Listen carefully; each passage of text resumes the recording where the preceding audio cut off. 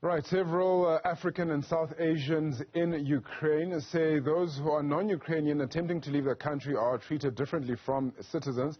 A scenario that has been confirmed by the United Nations, top refugee agency and other government authorities. A student, Vukile Dlamini, made it home safely to Eswatini after facing such difficulties and says more assistance is required for those left behind. She joins us now to discuss her journey. Thank you so much for your time this morning, Vukile. A very good morning to you. Welcome home. Just talk to us about the journey from day one when you realized what is happening in the country to you getting home. Thank you for having me. Thank you. So we stayed in Ukraine because our teachers told us, I think in 2014, a similar thing happened with the tensions, and it never resulted to this war. So we continued to stay in school, and we attended classes, but we were online. And then the day the school released us was the day when things started getting bad in Kyiv, when Kyiv was now under attack in Kyiv. So that was when our teachers were like, okay, no more school anymore. And then I think it was the day after that, because we decided to leave Vinnytsia on Saturday morning. Yes, Vinnytsia is a city that is in Ukraine, 3 hours away from Kyiv. So we left Saturday morning, and then the bus that we used, it dropped us off several kilometers from the border, so we had to walk all the way to the border. Then when we got to the border, it took us about 8 hours just to get past that gate, because there were thousands and thousands of people there, Ukrainians and the foreigners.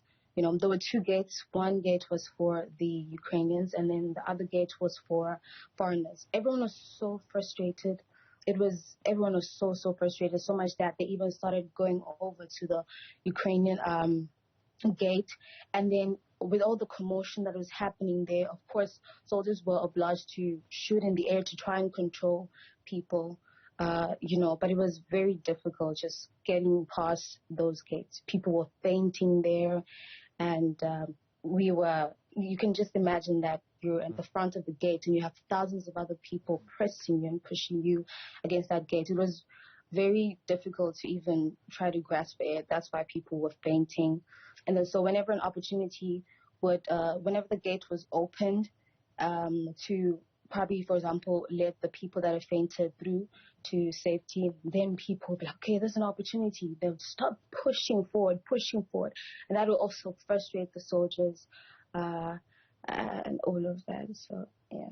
A really harrowing account that we heard a lot of rumors or reports coming out of racial inequality. Non-Ukrainian citizens as well were not given preference to Ukrainian citizens.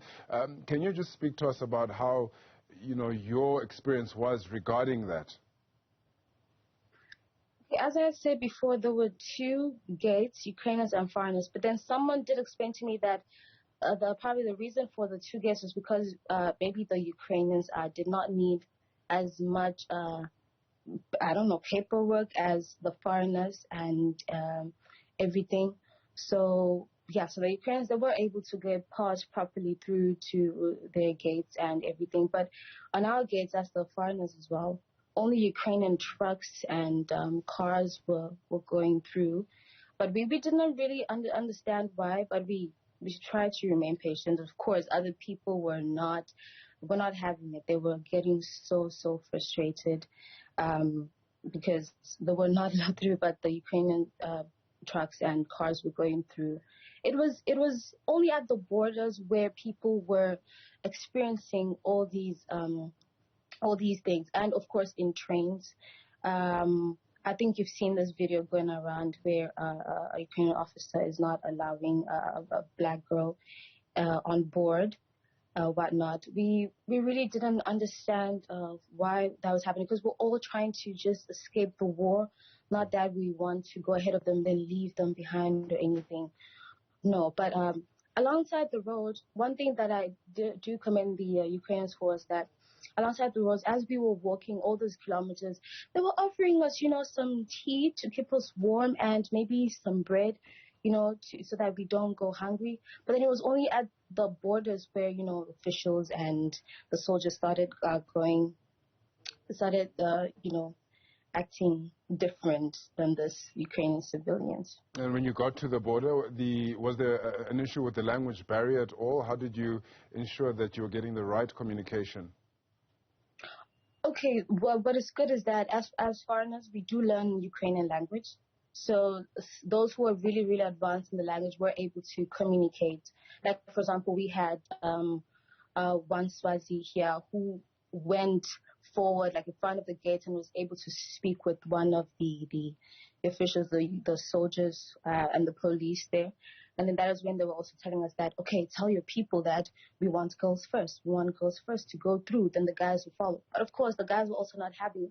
Whenever the gates would be open for the girls, the guys would also push forward and everything. That would cause the Ukrainian soldiers to fire up in the air or on the ground near people's feet, so that, trying to control them and everything, How much did the situation change once you had now crossed the border? And just talk to us about the support from government that you might or might have not received.